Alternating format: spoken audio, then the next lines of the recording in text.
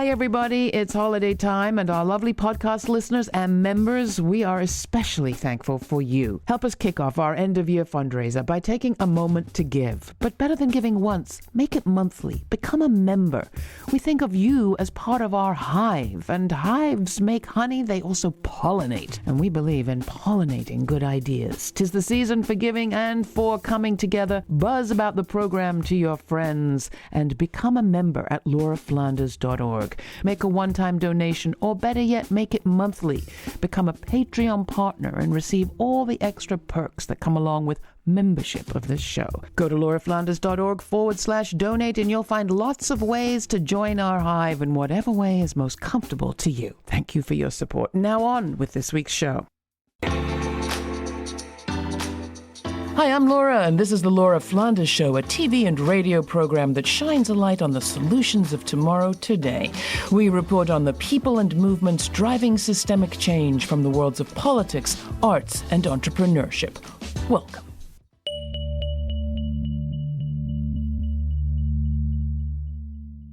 You often hear it said that the safest community in a crisis is an organized community. When a storm hits or the power goes out, who do you turn to for help? Who do you rely on? Who do you know?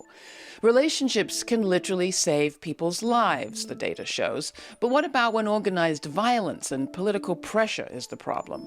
How do the most vulnerable survive the onslaught, especially right now, of white power backlash 50 years after the passage of the Civil Rights Act? When we were in North Carolina not so long ago, in rural Columbus County, we pulled together a group of long-time organizers from across the state to address exactly this question. We had too little time in that episode for the richness of all that conversation, and so we created this standalone episode. Here you'll hear from Curtis Hill of the Columbus County NAACP and Keith Rivers, president of the Pasquotank NAACP, as well as the CEO of a communications group, Sunshine Station Incorporated. With them, Mab Segrest, researcher, activist, and author, most recently, of Administrations of Lunacy, and Serena Sebring of Blueprint North Carolina, a coalition of justice-minded nonprofits that spans all of the state. At the end of the conversation, I will remind you how you can get hold of all of our reporting from North Carolina. But now, sit back, check out, be a fly on the wall of this rich discussion. I wonder, could you hold a conversation like this where you live? Columbus County is located in the southeastern part of the state of North Carolina. It borders South Carolina, so it's at the furthest tip on your way to travel to Myrtle Beach and places. You ride right through Columbus County in parts. It's a big place. And it's a rural area. It's about 58,000 people that are here in this county. 30% of it is probably African American. Columbus County was devastated by Hurricane Matthew and Florence, duly impacted, and we're still trying to help individuals survive and overcome the disaster in North Carolina, in this area, in the region. And we actually operate as a resiliency hub for the people of Columbus County through our nonprofit and our other partners. And you just went through COVID. COVID here was very interesting when COVID first hit. When we had vaccines and those kind of things, it was a struggle to get African Americans vaccinated for whatever reason. African Americans were very difficult with trying to get access to the vaccines. And then you have this Jody Greene sheriff. Yes, right. Yes, ma'am. So Jody Greene became sheriff 4 years ago, and during that process, some of his main supporters were Oathkeepers, which is a white supremacist organization that has been highlighted by the Southern Poverty Law Center. But the sheriff had a close relationship with those individuals. You're in North Carolina, but a different part of the state. As you're listening to his story, what do you want to share about where you're from? Pasquotank County is very similar to the location-wise as it is here in Columbus County. Pasquotank County sits in the northeastern part of North Carolina. It's about 20 miles from the Virginia line. On April the 21st of 2021, sheriff's deputies murdered Andrew Brown Jr., a man that was fleeing in a vehicle. He was shot in the back of the head by a high-powered rifle in a school zone, 8:30 in the morning, 9 o'clock in the morning on a Wednesday. They actually drove up on a pickup truck to issue a nonviolent drug warrant. This gentleman backed up and went away. And even in the Western days, you couldn't shoot somebody in the back. And it's painful. And sometimes we see it in larger cities, but when it's in the smaller communities, and you know that person, you know the family, you still see his children. And then you imagine that you have to go and pay taxes every day because you're paying for those deputies that murdered him to get up and go to work every day. And the only thing the sheriff can say is that I'm going to do more training. This whole conversation is happening against the backdrop of the January 6th investigation. And a lot of people are expressing shock, horror, surprise at what played out there. You see this entire county from the north to the south. Have you been reacting to the national discussion about violence, accountability, democracy? So our partnership is really concerned with building an anti-racist and inclusive democracy. And so when I hear stories about what folks are experiencing in Columbus County or in Pasquotank County, I ask, does this get us closer or farther away from a true democracy and the practice of democracy for all the people of North Carolina?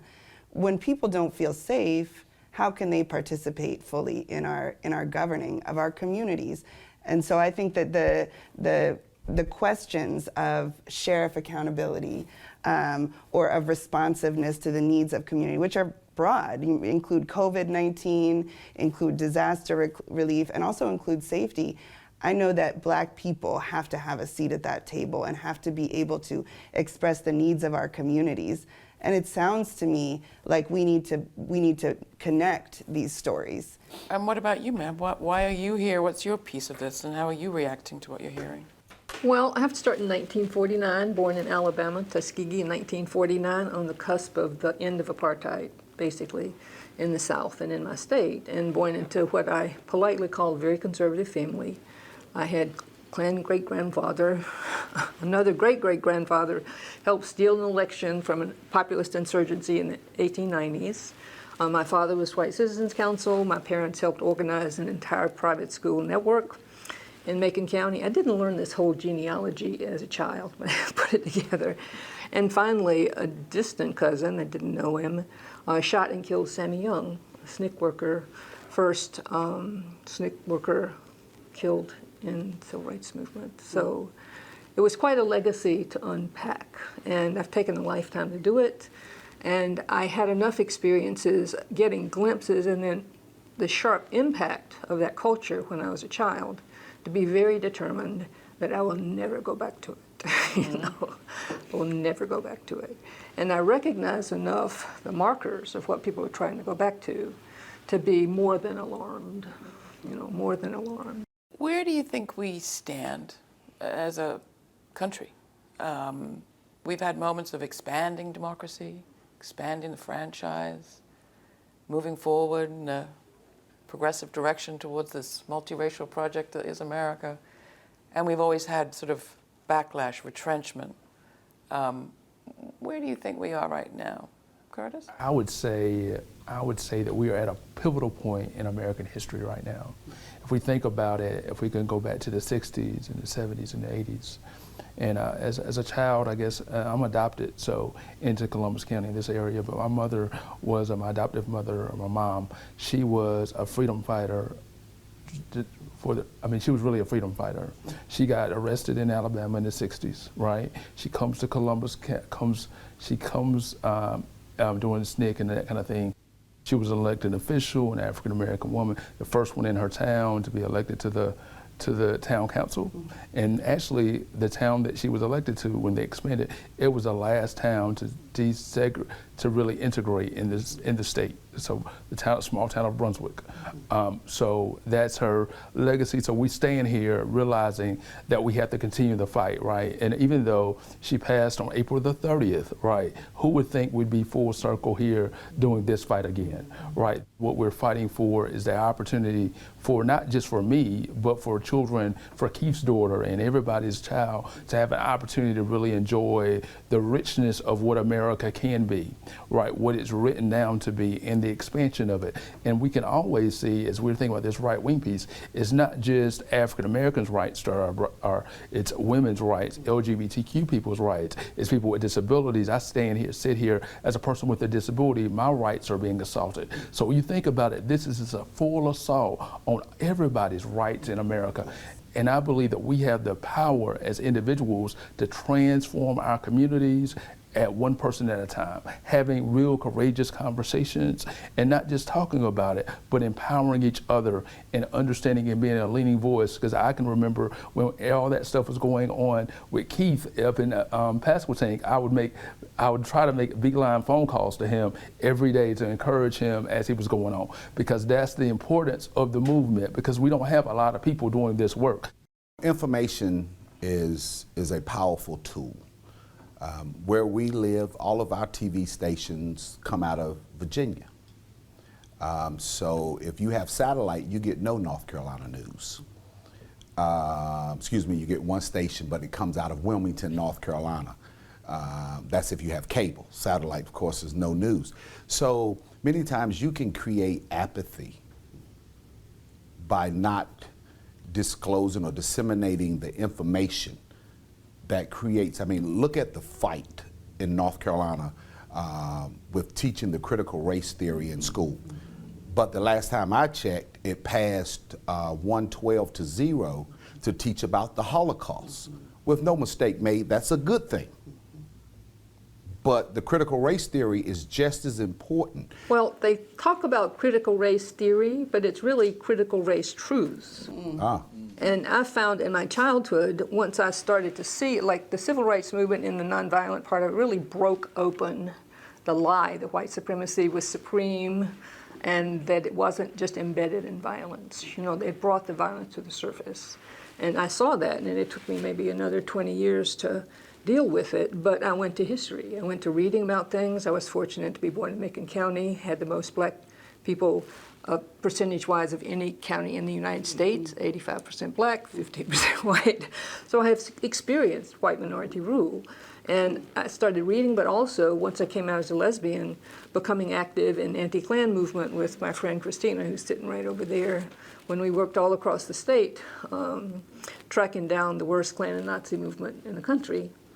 Cracked 2 out of 3 of the groups, got 17 white men in jail. Wouldn't brag about that so much today, but but actually I do, So it's not just how do you know something. Like if we want information, how do you know something? You don't just know it abstractly. We know it in practice. We know it in what we do, how we encounter reality, how we think about it, who we do it with, and what our goals are. And if we're not interacting like that, I was finishing up a PhD in English literature with a dissertation on William Butler Yeats at the time, and I learned so much more working with Christina across the state because the racism was palpable. You were in communities and you're working with grieving families, also queer families too, and then you're trying to do something about it. So it was really a laboratory, which this all is because clearly I hadn't figured this out. So I changed in that process in the ways that I had wanted to do. And I got to be friends with wonderful people like these in courageous conversations. This is the Laura Flanders Show. I'm Laura. Movement organizers and activists have been gathering from around North Carolina in response to a growing climate of political intimidation and fear. It's one of the most militarized states in the U.S., and while reporting from North Carolina on these very issues of concern, we sat down with a unique group of anti-racist activists. In the wake of the recent attacks on the Moore County electrical grid that the FBI has termed malicious and intentional, we wanted to broadcast the entire conversation that we were part of this summer. I'm joined by the head of the Columbus County NAACP, Curtis Hill, Keith Rivers, his counterpart in Pasquotank County. Serena Sebring, the executive director of Blueprint North Carolina, the largest coalition of grassroots groups in the state, and writer and activist organizer Mab Segrest, one of the country's leading researchers on the right. In our archives, you'll find the results of our reporting thus far on North Carolina around community safety and democracy and why this story is of importance to everyone. You can watch those episodes and this one on our YouTube channel or on over 300 public television stations around the country.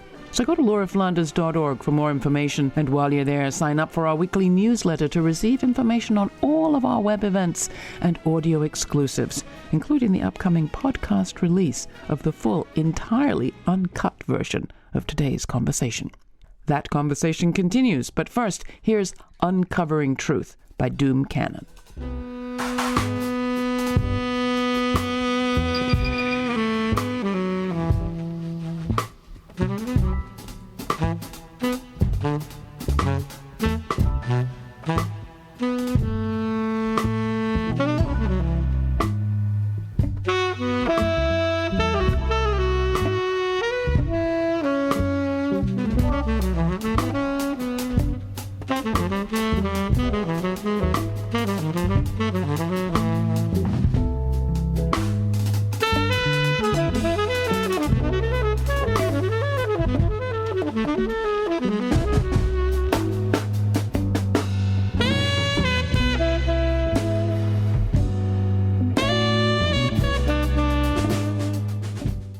Your project is a lot about listening to the grassroots. Yes.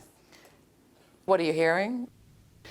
I mean, so I think when we started having this conversation after the insurrection, after January 6th, about what of that has to do with North Carolina, has to do with our hometowns, and found out a lot, that many North Carolinians, at least 9 busloads, went up to D.C. to participate in the overthrowing of our system of democracy. And then when they came home, they didn't stop being insurrectionists. They continued to build on what has been momentum at a grassroots and county by county level ever since. And as folks who are invested in this system of democracy, we have to pay attention to that. We have to wonder, if that's what it looks like in DC, what does it look like at our county board of elections? What does it look like at our polling places? And the answers to those questions are also built on top of a past in which the racism and the white supremacist practices of those institutions in our communities have been a consistent challenge to an inclusive and anti-racist democracy. So I see the insurrection at home, and I hear from our partners the impact of that on local decision making about safety and how can we participate even. How can we participate in a democracy when it's not safe to go vote because there have been coffins placed outside of the polling place to intimidate folks? When our law enforcement, instead of protecting elections, often scares people away from voting and doesn't respond to problems with voting in a way that actually increases participation. And we have to build from the ground up. Because the system itself is old. The system is over 400 years old, as is this crisis in democracy. This crisis is not a new one. It is old as our country, and it is local, not far away. That is what I hear. So often in movements, we don't want to engage with people where they are and experiences and validate their experiences. So often when you're having a conversation with folks, a real conversation, right, not talking at someone, you got to know the person. And you got to build relationships with them throughout your community that folks understand, oh, this guy is real. He's authentic in his very truth, right? He's not making it up or she's not making it up. They have to know who you are, especially because in the rural South, as we are, we're very relational people. People will stop Keith and talk to Keith. People will stop me and talk to me. It's different from when I go to Raleigh or Durham. People aren't going to stop, but it's those relationships that are from generations. And when folks realize that this person is really here for me, right, and they can make that connection, and you cared enough about me to remind me to go vote and to educate me about the issues that are on the ballot, folks really start believing that you're the person that you say you are. And I probably at the beginning should have said that the sheriff that we have now and the climate that he has created in Columbus County that has really made people, you might have had a friend before or you thought you did, but now they're scared to even talk to you. They're even scared to have real conversations about these issues because of the climate that he has created in this county, him and his people. And I think it's important to note when it comes to the sheriffs, their power, okay? The sheriff is elected and they write their own policy. When we looked at what it took to remove a sheriff, you had a better chance of trying to remove the governor. You actually have to have local judges and a district attorney and so forth in order to remove a sheriff. So when you carry that type of power, you know, the president has the United States military. The governor has the National Guard. The sheriff has armed deputies that he can move and determine what is right and what is wrong with very little consequence. And we saw that. And when you look at a lot of these communities in the South, the numbers are not there. What I hear when you're talking is about this intimidation, you know, like what you just described with the county commissioners and the law enforcement surrounding, and I think about racial terror as a political strategy, right. and how effective it still is, and that we don't name this intimidation, this racial terror as the same as the terror of lynching, as the same as the terror of Wilmington, and that is, I think, the lesson that we have to make it visible all over again and again. We have to say this is terror. And this is anti-democracy. This is against what we said we want. I mean, in Columbus County, we had a George Floyd rally. It wasn't like a typical George Floyd rally. We had a bunch of ministers and white folk and everything coming together for a George Floyd rally about Black Lives Matter, right? In Columbus County, walked downtown Whiteville to there and had police protection and all that. And then, as you all are aware, because he is the sheriff, he has auspices of being in control of any county building or the courthouse. So he has, at the rally, he has snipers pointed down at folks at that rally.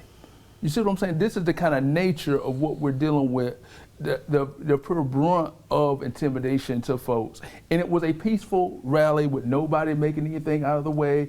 We had ministers up there and all that kind of stuff. No young folks were out of control. And at that moment, he decided to show that kind of force with folks with AR-15s and all that stuff, guns pointed down, in position, pointed down at the crowd.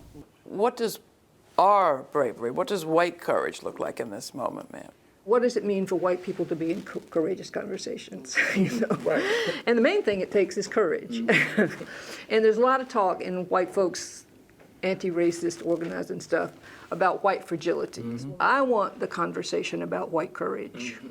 And what I learned is white courage is really black and brown courage that we get to learn when we're hanging out and doing stuff.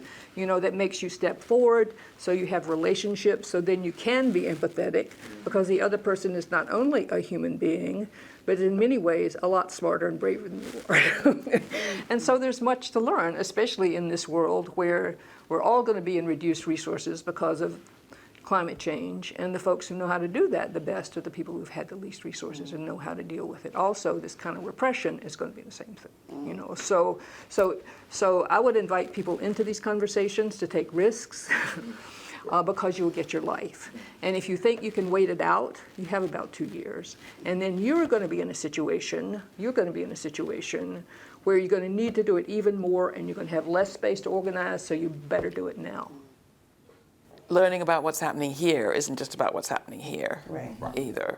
Why is it important for people to know what's happening here in North Carolina? You know, after the movement in the 60s and 70s and 80s, we were told that discrimination went away, whether it was gender, whether it was color, religion, everybody gets along. So we stopped having that conversation. Well, those people that were still being discriminated against, whether it was women in the workplace or whether it was blacks, we knew that it had not gone away, but we were told you don't have that conversation anymore. And that allowed these extremists to slowly put together a plan. And now they're executing their playbook. And one reason that we have to get this message out and have this, because you have a lot of people that don't believe this is really happening. I know when Andrew Brown Jr. got killed, some friends of mine and colleagues that are white who said, Keith, I used to think you were just talking about, you know, black all the time. It's a black thing. Y'all wouldn't understand. He said, but it's true. We see it. We see a community that has white people in it who will say, let's just move on, but let's not do anything or have any type of accountability. And I try to express that when you do that, you just send out a message that it's okay, because there's an Andrew Brown Jr. and a shooter in every one of these classrooms. So this conversation is important to let people know that we've not come that far, that we can no longer talk about it, we can conversate. The more we hear each other, the more empathy we can have, the more we can figure out solutions on how we're gonna go forward. And that percentage of people that are extremists, who don't wanna do right, we can put them in a box and let people know that they are not the ones that are running this country. We're not going anywhere. Let's let Serena wrap up. Where do we go from here? In your dream world, where do the viewers and listeners and people hearing this for the first time go with what they've heard? I really hope that from this conversation, we understand that though we're dealing with a very old problem, not a new one, that we also take this opportunity to vision what is it that we want? What are the communities that we want? How do we want to make decisions together at every level? That's what democracy is at its core, is collective decision making. And so I hope that this conversation is not one that says, oh, we have a system that's broken, and so we all become apathetic, as you say, or we all go home and take care of our own, but instead say, we know that we need voices at the table that represent the fullness of our community, that we know that those voices must be heard, must be deciders. It can't be the power of the few to say what happens and who can vote and who can't vote. It has to be all of us, and this is a chance for that to be real. This is a chance for those words to mean the same thing in Columbus County and in Pasquotank County as they do in Durham County, or in North Carolina as in the rest of the nation. Like, we cannot leave the South behind.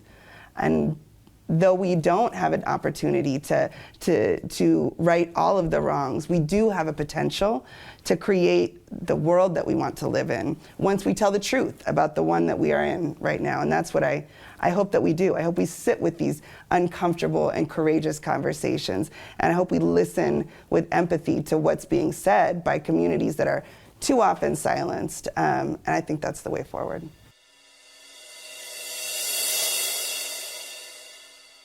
Well, that's it for this time. If you want to find our reporting from North Carolina on the roots of the January 6th insurrection right there, check out our archives.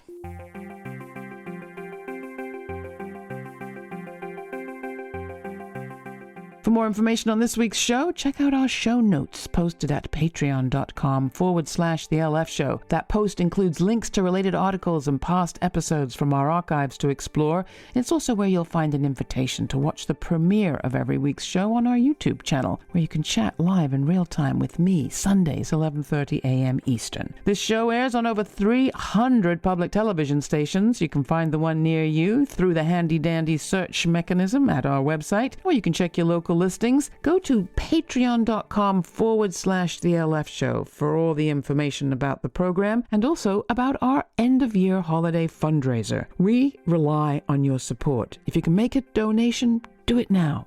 Better yet, make it monthly. Patreon.com/TheLF Show is where you can go to become a member of this program. Join our hive of busy bee pollinators as we try to pollinate some good ideas. That's lauraflanders.org/donate or patreon.com/TheLF Show. Thanks for listening. This show is produced by yours truly, Laura Flanders, along with Sabrina Artel, Nat Needham, David Newman, Rory O'Connor, Alicia Duque, Jeanette Hernandez, and Jeannie Hopper. Major funding for this program is provided by the Novo Park, Ellen Poss Family, Hisuku Wilson Foundations, the Schumann Media Center, Rising Fund at Tides, Kim Connor and Nick Groombridge, Jane Fonda, and listeners like you. Thanks for listening. Thanks for contributing. Thanks for your ideas. Stay kind. Stay curious. Until the next time, I'm Laura.